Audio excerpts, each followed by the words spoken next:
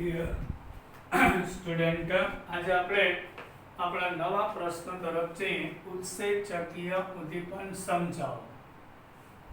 ઉદ્દીપન એટલે ખબર જ છે, ઉદ્દીપકની હાજરીમાં પ્રક્રિયાનો વેગ વધવાની ક્રિયા. હવે ઉત્સેચક શું છે? એને આપણે એન્ઝાઇમ્સ કહીએ છીએ.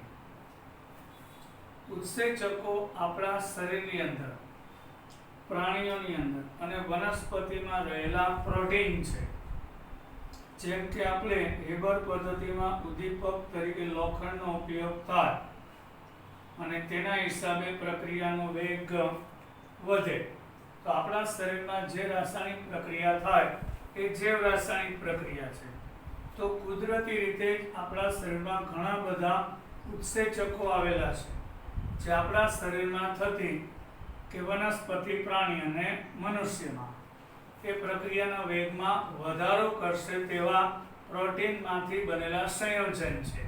અને તેની હાજરીમાં પ્રક્રિયા થાય એટલે એને ઉત્સેચકીય ઉદ્દીપન કહેવામાં આવે છે. એટલે ઉત્સેચક એન્ઝાઇમ્સ એ જટિલ નાઇટ્રોજન તત્વ ધરાવતા કાર્બનિક સંયોજન છે, જે સજીવ, વનસ્પતિ અને પ્રાણીઓ દ્વારા પેદા કરવામાં આવે છે. એટલે કે મનુષ્યની અંદર, પ્રાણીઓની અંદર અને વનસ્પતિની અંદર તે ઉત્પન્ન થાય છે. ખરેખર તેઓ ઉચ્ચ અણુભાર ધરાવતા પ્રોટીન છે, પ્રોટીનના બનેલા હોય છે. ઉત્સેચક એ નાઇટ્રોજન તત્વોવાળા પ્રોટીનના જ કાર્બનિક સંયોજન છે અને પાણીમાં કલેલમય દ્રાવણ રચે છે. હવે કલેલ એટલે શું? આપણે ખાંડને પાણીમાં ઓગાળતા ખાંડને નરી આંખે તો ઠીક, માઇક્રોસ્કોપમાં પણ ઓગળી જાય પછી જોઈ શકતા નથી, એટલે એ સાચું દ્રાવણ કહેવાય. પછી પાણીમાં તમે કાંકરા નાખો કે રેતી, તો રેતી છે આપણે નરી આંખે જોઈ શકીએ છીએ, તો એ આલંબિક દ્રાવણ કહેવાય. હવે એ બેની વચ્ચેની સ્થિતિ કે એમાં રહેલા કણની સાઇઝ સાચા દ્રાવણ કણ કરતાં મોટી પણ આલંબિક રેતી જેવા કણ કરતાં નાની હોય, આવી સ્થિતિને કલિલ દ્રાવણ કહેવાય. એ આપણે આગળ વિગતવાર આવી જશે. એટલે કણની સાઇઝ એટલી નાની પણ ના હોય અને એટલી મોટી પણ ના હોય, એને કલિલ દ્રાવણ કહેવાય. એ ઘણા અસરકારક ઉદ્દીપક છે. તો ઉદ્દીપક તો ખબર પડી ગઈ કે જે પદાર્થ પોતે પ્રક્રિયામાં ભાગ ના લે પણ પ્રક્રિયાના વેગમાં વધારો કરે, તો ઘણી બધી પ્રક્રિયાઓને તે ઉદ્દીપિત કરે છે. એટલે ઉદ્દીપકની હાજરીમાં પ્રક્રિયા થાય એને ઉદ્દીપિત કહેવાય. ખાસ કરીને જે પ્રક્રિયા કુદરતી પ્રક્રમ, એટલે કે કૃત્રિમ પ્રક્રિયા નહીં, કુદરતી પ્રક્રિયાઓ, જેમ કે પ્રકાશ સંશ્લેષણની પ્રક્રિયા છે, આપણા શરીરમાં શ્વસન, પાચન થાય છે, આ બધી કુદરતી પ્રક્રમ, કુદરતી પ્રક્રિયાની વાત છે, એની સાથે સંકળાય છે. એટલે આ બધા કુદરતી પ્રક્રિયાઓના વેગ વધારવા માટે જવાબદાર હોય છે. પ્રાણી તથા વનસ્પતિના શરીરમાં થતી પ્રક્રિયાઓ જે જીવન પ્રક્રમને જાળવી રાખે. આપણા શરીરની અંદર ઘણી બધી, પ્રાણીઓમાં, વનસ્પતિમાં, મનુષ્યની અંદર જે રાસાયણિક પ્રક્રિયા થાય તે બધી ઉત્સેચક દ્વારા જ ઉદ્દીપિત થાય. એટલે ઉત્સેચકની મદદથી જૈવ રાસાયણિક પ્રક્રિયાનો વેગ વધે અને આવા ઉત્સેચકોને જૈવ રાસાયણિક ઉદ્દીપક કહેવાય છે. એટલે જૈવિક પ્રક્રિયા શરીરમાં થતી, પ્રાણી, મનુષ્ય, વનસ્પતિમાં એ જૈવિક પ્રક્રિયા, એ જૈવ રાસાયણિક પ્રક્રિયાનો વેગ વધારે એટલે એ જૈવ રાસાયણિક ઉદ્દીપક તરીકે ઓળખાય. અને આ પરિઘટના એટલે કે આ ક્રિયાને જૈવ રાસાયણિક ઉદ્દીપન તરીકે ઓળખવામાં આવે છે. આ ઉત્સેચકો જીવિત કોષમાંથી શુદ્ધ સ્ફટિક સ્વરૂપે મેળવી શકાય છે. એટલે જ્યારે જીવંત કોષ હોય એની અંદર આવા ઉત્સેચકો રહેલા છે. તો સ્ફટિક એટલે કે ઘન પાવડર સ્વરૂપે મેળવી શકાય એને શુદ્ધ સ્ફટિક કહેવાય. તેમ છતાં પ્રથમ ઉત્સેચકનું સંશ્લેષણ કરવું એટલે કૃત્રિમ રીતે બનાવવું. જેમ જીવંત કોષમાંથી ઉત્સેચકોને કોઈ પદ્ધતિ દ્વારા પાવડર સ્વરૂપે મેળવી શકાય, પરંતુ પ્રયોગશાળાની અંદર 1969માં આવા ઉત્સેચકને સંશ્લેષિત પણ કરી શકેલા હતા. તો આવા કેટલાક ઉદાહરણો જૈવ રાસાયણિક પ્રક્રિયાના કે જેમાં ઉત્સેચકો દ્વારા પ્રક્રિયા થતી હોય છે એ ઉદાહરણની વાત કરીએ તો પેલું જે ખાંડનું વ્યુત્ક્રમણ, આ સુક્રોઝ છે એને ખાંડ કહેવાય. ખાંડને પાણીમાં ઓગાળીએ એટલે એક્વિયસ જલીય દ્રાવણ બનાવ્યું, એમાં ઉત્સેચક ઇન્વર્ટેઝ હોય તો એની હાજરીમાં ગ્લુકોઝનું સુક્રોઝનું રૂપાંતરણ ગ્લુકોઝ અને ફ્રુક્ટોઝમાં થાય તેને વ્યુત્ક્રમણ કહે છે. ઇંગ્લિશમાં એને ઇન્વર્ઝન કહેવાય છે.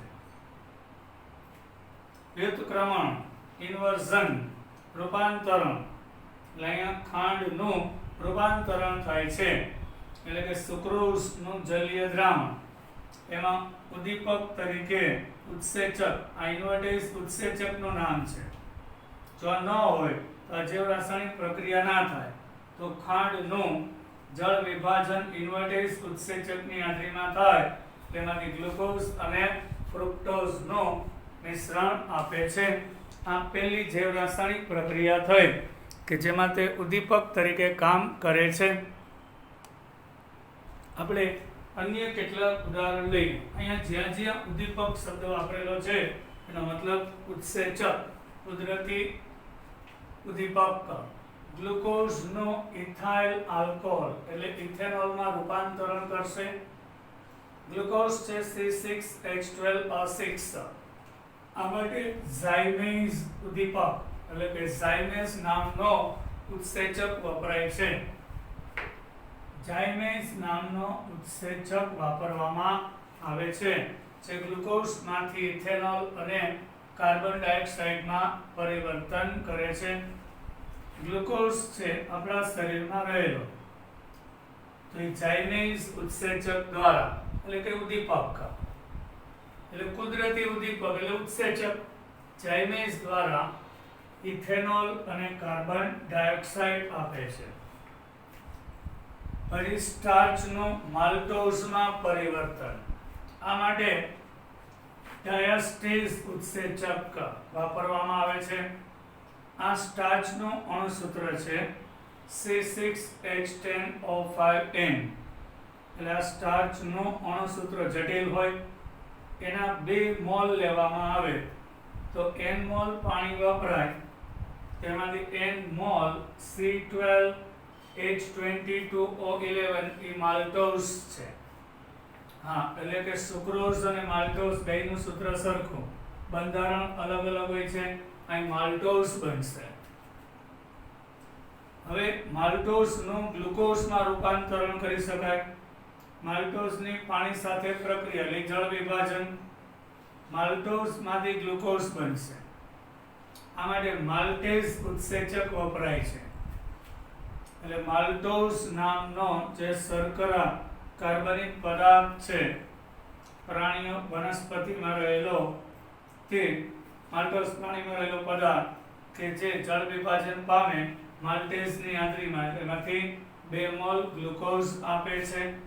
આપણે જૈવ રાસાયણિક પ્રક્રિયાનું ઉદાહરણ છે. પછી ચોથું જે યુરિયાનું એમોનિયા અને કાર્બન ડાયોક્સાઇડમાં વિઘટન, આ માટે યુરેઝ ઉદ્દીપક વપરાય છે.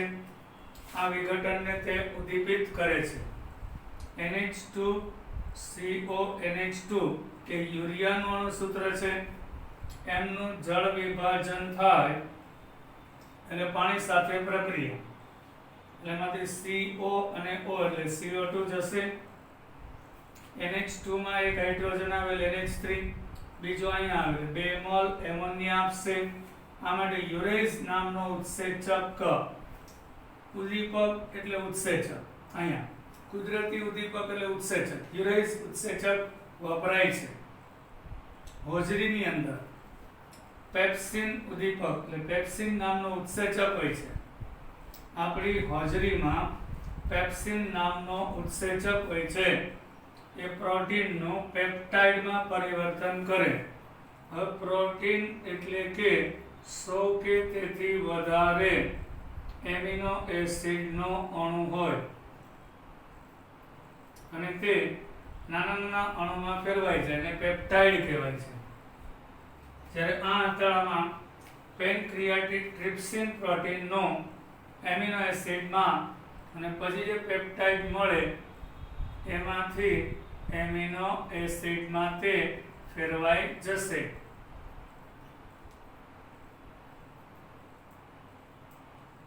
એટલે પ્રોટીન છે એમાં ઓછામાં ઓછા 100 કે તેથી વધારે એમિનો એસિડના અણુ હોય.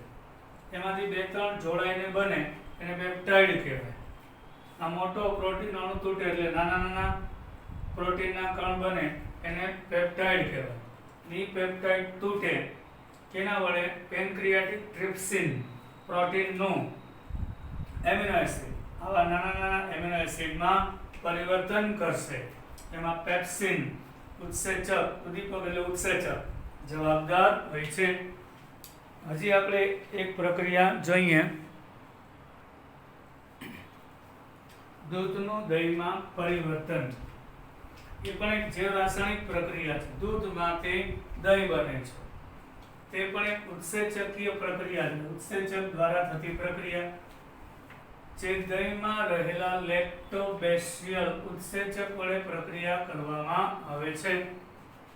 દૂધમાંથી દહીં બને છે. આ માટે તેમાં રહેલો બેક્ટેરિયા લેક્ટોબેસિલ ઉત્સેચક એમાં જવાબદાર હોય છે.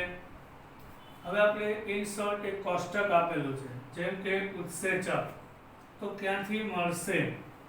ઇન્વર્ટેજ ઉત્સેચક યીસ્ટમાંથી મળે છે.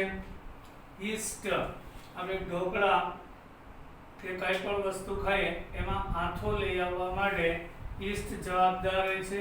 એ યીસ્ટમાં રહેલો ઉત્સેચક ઇન્વર્ટેજ છે. યીસ્ટમાંથી મળે છે. આ યીસ્ટ સુક્રોઝ એટલે ખાંડને ગ્લુકોઝ અને ફ્રુક્ટોઝમાં ઉત્સેચક પ્રક્રિયા દ્વારા રૂપાંતરણ કરશે. ઝાયમેઇઝ એ પણ યીસ્ટમાંથી મળે જે ગ્લુકોઝમાંથી ઇથાઇલ આલ્કોહોલ અને કાર્બન ડાયોક્સાઇડ આપે છે. ડાયાસ્ટેઝ માલ્ટમાંથી મળે છે. વનસ્પતિ હોય એની અંદર એક દાણો હોય છે, બરાબર. એ દાણો વનસ્પતિની અંદર માલ્ટ હોય છે. ખાસ કરીને જુવાર એની અંદર માલ્ટ નામનો એક પદાર્થ હોય. એમાં ડાયાસ્ટેઝ નામનો ઉત્સેચક હોય છે જે સ્ટાર્ચને માલ્ટોઝમાં રૂપાંતરણ કરશે. પછી માલ્ટેઝ નામનો ઉત્સેચક એ પણ યીસ્ટમાંથી મળી આવે છે જે માલ્ટોઝનો ગ્લુકોઝમાં રૂપાંતરણ કરશે. પછી યુરેઝ સોયાબીનમાંથી મળી આવે છે. બધાને ખબર સોયાબીન તેલ હોય છે, મગફળીનું તેલ એટલે સોયાબીનના દાણા હોય છે. એમાંથી યુરેઝ ઉત્સેચક મળી આવે જે યુરિયાનું એમોનિયા અને કાર્બન ડાયોક્સાઇડમાં રૂપાંતરણ કરે છે. પછી પેપ્સિન નામનો ઉત્સેચક કે જે આપણા પેટની અંદર હાજરીમાં રહેલો છે તે પ્રોટીનનું વિઘટન કરીને એમિનો એસિડમાં રૂપાંતરણ કરે છે. આ બધા ઉત્સેચક ઉદ્દીપન પ્રક્રિયાના ઉદાહરણ થયા. હવે આપણે એની લાક્ષણિકતાઓ વિશે શીખીશું. આપણે ઉત્સેચકીય ઉદ્દીપન પ્રક્રિયાની લાક્ષણિકતા વિશે આપણે જોઈએ. ઉત્સેચક ઉદ્દીપન એટલે ખબર પડી ગઈ આપણા શરીરમાં કે જીવન પ્રણાલીની અંદર જે કોઈ રાસાયણિક પ્રક્રિયા થાય એ ઉત્સેચકની હાજરીમાં થતી અને ઉત્સેચક ઉદ્દીપન કહેવાય. તેની કાર્યક્ષમતામાં તે અદ્વિતીય છે. મતલબ કે એના જેવી પ્રક્રિયાઓ બીજું કોઈ કરી શકે નહીં અને ઉચ્ચતમ માત્રામાં વિશિષ્ટ છે. વિશિષ્ટ અર્થ એ થાય કે આના જેટલું કાર્યક્ષમ, એટલે ઉત્સેચક થોડુંક પણ હોય તો ઘણી રાસાયણિક પ્રક્રિયાનો વેગ અનેક ગણો વધારી આપશે. વિશિષ્ટ એટલે કે કોઈ એક પ્રક્રિયા માટે જે ઉત્સેચક ઉપયોગી હોય તો બીજી પ્રક્રિયા માટે ઉપયોગી હોતો નથી, એટલે વિશિષ્ટ છે. તેની લાક્ષણિકતાઓ: ઉત્સેચક ઉદ્દીપનમાં નીચેની વિશિષ્ટતા તે પ્રદર્શિત કરે છે. તો ઉત્સેચકની ઉદ્દીપનની પહેલી લાક્ષણિકતા છે ખૂબ જ વિશિષ્ટ કાર્યક્ષમ છે. યસ, એકદમ એફિશિયન્ટ, અતિશય કાર્યક્ષમ છે. કઈ દેખાવ ઉત્સેચકનો એક માત્ર અણુ એની સપાટી પર આવતા પ્રતિ મિનિટ 10 લાખ અણુને નિપજમાં રૂપાંતરિત કરી શકે છે.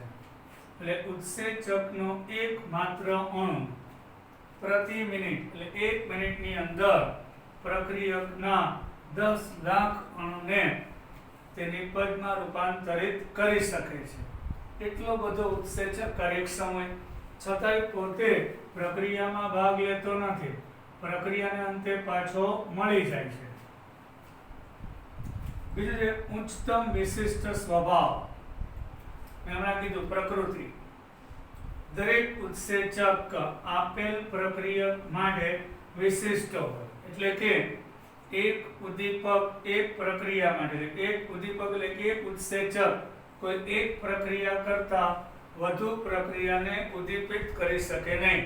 એટલે આપણા શરીરમાં કોઈ એક ઉત્સેચક એ બધી જ રાસાયણિક પ્રક્રિયા ના કરે. કોઈ એક ઉત્સેચક કોઈ એક પ્રક્રિયા માટે જવાબદાર હોય તો બીજી પ્રક્રિયા માટે તે ઉપયોગી હોતો નથી, એટલે વિશિષ્ટ હોય છે. જેમ કે એટલા માટે આપણા શરીરમાં અસંખ્ય ઉત્સેચક આવેલા છે અને જુદી જુદી જૈવ રાસાયણિક પ્રક્રિયા માટે જુદા જુદા ઉત્સેચકની જરૂર પડે છે.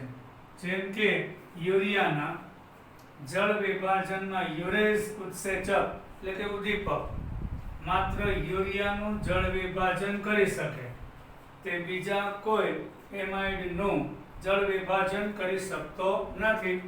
યુરિયા છે એક પ્રકારનો એમાઇડ હોય છે.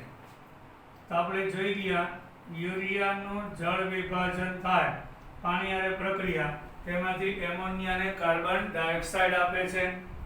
તો યુરેસ છે એ ફક્ત યુરિયાના જળ વિભાજન માટે ઉપયોગી, તો બીજી જૈવ રાસાયણિક પ્રક્રિયા માટે ઉપયોગી હોતો નથી. ત્રીજું છે અનુકૂળતમ તાપમાને ઉચ્ચતમ સક્રિય. એટલે ઉત્સેચક ગમે તે તાપમાને સક્રિય હોતા નથી, બરાબર. એના માટે અનુકૂળતમ તાપમાન એટલે જે તાપમાને તેનો વેગ સક્રિયતા ખૂબ જ વધારે હોય તે તાપમાનને તેનું અનુકૂળતમ તાપમાન કહેવાય. ઉત્સેચક પ્રક્રિયાનો વેગ અમુક ચોક્કસ તાપમાને મહત્તમ બને છે. એટલે ઉત્સેચક અમુક ચોક્કસ તાપમાને ખૂબ જ સક્રિય હોય અને અમુક ચોક્કસ તાપમાને પ્રક્રિયાનો વેગ ખૂબ જ વધારે હોય. જે તાપમાનને અનુકૂળતમ તાપમાન કહેવાય. એટલે ઉત્સેચક જે તાપમાને સૌથી વધુ સક્રિય રીતે વેગ વધારી શકે તેને અનુકૂળતમ તાપમાન કહેવાય. અનુકૂળતમ તાપમાનથી કોઈ પણ ઊંચા કે નીચા તાપમાને ઉત્સેચકની સક્રિયતા ઘટી જાય, એટલે પ્રક્રિયાનો વેગ બરાબર વધારી શકે નહીં. અનુકૂળતમ તાપમાન ઉત્સેચક સક્રિયતા માટે 25°C થી 37°C તાપમાનનો ગાળો હોય છે. એટલે ઉત્સેચક કયા તાપમાને સૌથી વધારે સક્રિય રીતે કાર્ય કરે તો 298 કેલ્વિન થી 310 કેલ્વિનની વચ્ચે. એટલે કે 25°C થી 37°C તાપમાનના ગાળામાં ઉત્સેચક સૌથી વધારે સક્રિય કાર્યક્ષમ હોય. તાપમાન 37 થી વધી જાય કે 25 થી ઘટી જાય તો ઉત્સેચકની સક્રિયતા ઘટે. માનવ શરીરનું તાપમાન 310 કેલ્વિન એટલે કે 37°C હોય છે. તે ઉત્સેચક ઉદ્દીપ પ્રક્રિયા માટે અનુકૂળ હોય છે, યોગ્ય છે. અનુકૂળતમ pH હેઠળ ઉચ્ચતમ સક્રિયતા. હા, હવે જૈવ રાસાયણિક પ્રક્રિયા માટે ઉત્સેચક જે માધ્યમમાં રહેલો હોય તે દ્રાવણની પોતાની pH પણ હોય છે. તો અમુક pH મૂલ્યમાં તે ઉત્સેચક મહત્તમ સક્રિય હોય અને આ pH મૂલ્યને તેની અનુકૂળતમ pH કહેવાય. તો ઉત્સેચકની ઉદ્દીપન પ્રક્રિયા માટે 5 થી 7 ની વચ્ચે pH હોય તો જે રાસાયણિક પ્રક્રિયાઓ વધારે વેગથી થતી હોય છે એને તેની અનુકૂળતમ pH કહેવાય. હવે જો pH 7 કરતાં વધી જાય કે 5 કરતાં ઘટી જાય તો ઉત્સેચકની સક્રિયતા ઓછી થઈ જાય છે. તે પ્રક્રિયાનો વેગ બરાબર વધારી શકતા નથી. ઉત્તેજક અને સહઉત્સેચકની હાજરીમાં ઉત્તેજક એટલે સક્રિયતા વધારે અને સહઉત્સેચકની હાજરીમાં ઉત્સેચકની સક્રિયતા વધે છે. ઉત્સેચકીય સક્રિયતા કેટલાક પદાર્થ કે જેને સહઉત્સેચક કહેવામાં આવે તેની હાજરીમાં ઉત્સેચકીય સક્રિયતા વધે છે. એટલે એવા કેટલાક પદાર્થો કે જે ઉત્સેચક સાથે જોડાય કે ઉત્સેચકમાં હાજર હોય તો એની જે સક્રિયતા હોય એના કરતાં વિશેષ થઈ જાય એટલે વધે છે. આવા પદાર્થને સહઉત્સેચક કહેવામાં આવે છે. એટલે ઉત્સેચકની સાથે રહેલા કેટલાક પદાર્થો કે જે ઉત્સેચકની સક્રિયતામાં વધારો કરે એને સહઉત્સેચક કહેવાય. એ નોંધવામાં આવેલું છે કે જ્યારે બિન પ્રોટીન વિટામિનનું અલ્પ પ્રમાણ ઉત્સેચક છે એ પ્રોટીનના બનેલા છે એમાં સહઉત્સેચક તરીકે વિટામિન હોય છે જે પ્રોટીન નહીં પણ બિન પ્રોટીન વાળો ભાગ હોય છે એમાં જોડાઈ જાય એનું અલ્પ પ્રમાણ ઉત્સેચક સાથે હાજર હોય તો ઉત્સેચકની સક્રિયતામાં નોંધપાત્ર એટલે ખૂબ જ વધારે વિશેષ વધારો થાય એને સહઉત્સેચક કહેવાય. એટલે ઉત્સેચક પ્રોટીનનો બનેલો હોય એમાં બિન પ્રોટીન વાળો ભાગ વિટામિન જોડાય ત્યારે એની સક્રિયતા વધે એ સહઉત્સેચક તરીકે વર્તે. હવે ઉત્તેજક શું છે? એક્ટિવેટર્સ. સામાન્ય રીતે sodium ion, manganese ion, cobalt કે કોપર +2 જેવા ધાત્વિય આયન હોય છે ઉત્તેજક તરીકે. આ ધાત્વિય આયન જ્યારે ઉત્સેચક અણુ સાથે નિર્બળ રીતે બંધિત હોય છે ત્યારે તેની ઉત્સેચકીય સક્રિયતામાં વધારો કરે છે. આ કયો ભાગ? પ્રોટીન સાથે બિન પ્રોટીન વિટામિન વાળો ભાગ જોડાય અને સક્રિયતા વધે તો એ સહઉત્સેચક. જ્યારે ઉત્તેજક એટલે કે કેટલાક આયન છે સોડિયમ, મેંગેનીઝ, કોબાલ્ટ અને કોપર ધાતુના આયન જ્યારે ઉત્સેચકના અણુ એટલે જે પ્રોટીનનો બનેલો છે એની સાથે નિર્બળ રીતે જોડાયેલ હોય ત્યારે ઉત્સેચકની સક્રિયતા વધે છે. જેમ કે એમાઇલેઝ ઉત્સેચક NaCl ની હાજરીમાં ઉદ્દીપક રીતે ખૂબ જ સક્રિય છે. એમાઇલેઝ નામનો ઉત્સેચક NaCl સોડિયમ ક્લોરાઇડના દ્રાવણમાં માંથી Na+ મેળવી લે એટલે નિર્બળ રીતે એમાઇલેઝ સાથે જોડાય તો એને ઉત્તેજક કહેશું. બરાબર? એટલે બેયનું કાર્ય તો એક જ થયું પણ ઉત્તેજકમાં શું હોય? આયન હોય છે ધાતુના. અહીંયા સહઉત્સેચકમાં બિન પ્રોટીન વાળો ભાગ વિટામિન હોય છે. પછી નિરોધકો અને વિષ પોઈઝનની અસર એને ઇંગ્લિશમાં ઇનિબિટર્સ સક્રિયતા ઘટાડશે. સામાન્ય ઉદ્દીપકની જેમ ઉત્સેચક કેટલાક પદાર્થની હાજરીમાં નિરોધન પામે છે. નિરોધન પામવું એટલે કે ખલેલ પહોંચે છે, વિક્ષેપન પામે છે, ખલેલ પહોંચે છે અથવા વિષ ઝેરીકરણ પામે છે.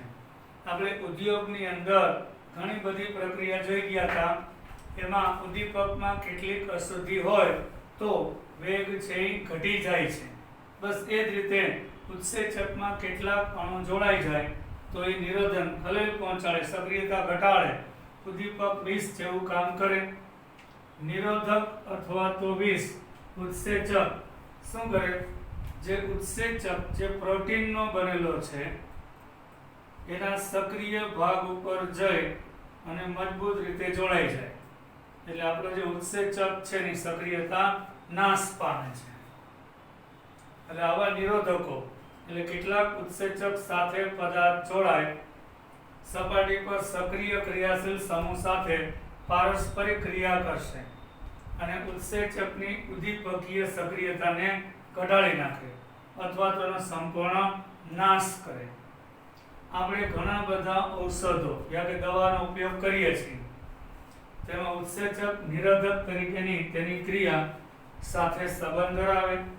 આપણે દવા લઈએ ત્યારે શરીરમાં નબળાઈ આવે છે એટલે ડૉક્ટર આરામ કરવાનું કહેશે, કારણ કે આપણા શરીરમાં રહેલા ઉત્સેચકો દવા સાથે જોડાઈ જાય ત્યારે ઉત્સેચક વિષ જેવું કામ કરે એટલે જૈવ રાસાયણિક પ્રક્રિયા ધીમી પડી જાય એટલે આપણા શરીરમાં નબળાઈ આવે એટલે ડૉક્ટર એટલે આરામ કરવાની સલાહ આપે. તો કેટલીક દવાઓ છે એ પણ નિરોધક અથવા તો ઉત્સેચકીય વિષ તરીકે કામ કરે છે. અહીં આપણે એની લાક્ષણિકતાઓ પૂરી થઈ. હવે આપણે આઈએમપી પ્રશ્ન પૂછ્યા છીએ. ઉત્સેચક ઉદ્દીપન પ્રક્રિયાની ક્રિયાવિધિ મિકેનિઝમ. ઉત્સેચક વડે થતી પ્રક્રિયાની કાર્યવિધિ સમજાવો. ઉત્સેચકના કલિલમય કણ એટલે મેં કીધું સાચા દ્રાવણના કણ અને આલંબિત રેતી જેવા કણની વચ્ચેની સાઇઝ હોય એને કલિલ કહેવાય. એટલે એનો અણુભાર મોટો હોય છે. આવા ઉત્સેચકના પ્રોટીનના કલિલ કણની સપાટી પર ઘણા બધા, ધારો કે ઉત્સેચક છે એન્ઝાઇમ્સ, તેની સપાટી પર ઘણા બધા છિદ્ર આવેલા, તે તેના સક્રિય કેન્દ્ર કહેવાય. આ છિદ્ર લાક્ષણિક આકારમાં હોય છે અને તેની અંદર એમિનો સમૂહ, કાર્બોક્સિલ સમૂહ,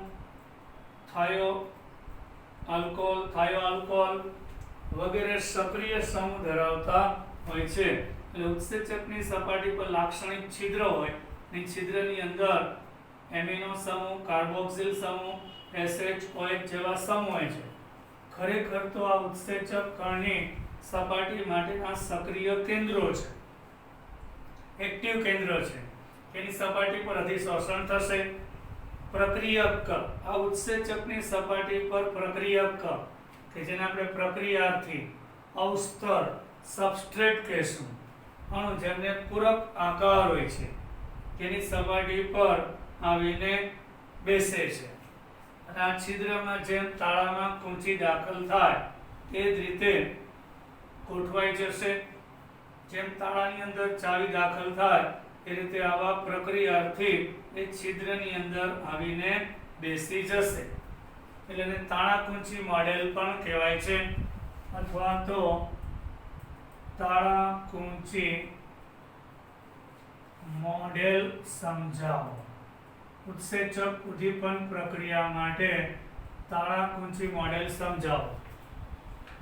આ સક્રિય સમૂહની હાજરીને કારણે એક એક્ટિવેટેડ સક્રિયકૃત સંકીર્ણ બને એટલે પછી પ્રક્રિયક નિપજમાં ફેરવાઈ જાય અને મૂળ ઉત્સેચક પાછો મળી રહેશે. એટલે E એટલે એન્ઝાઇમ્સ છે, E + S, S એટલે સબસ્ટ્રેટ.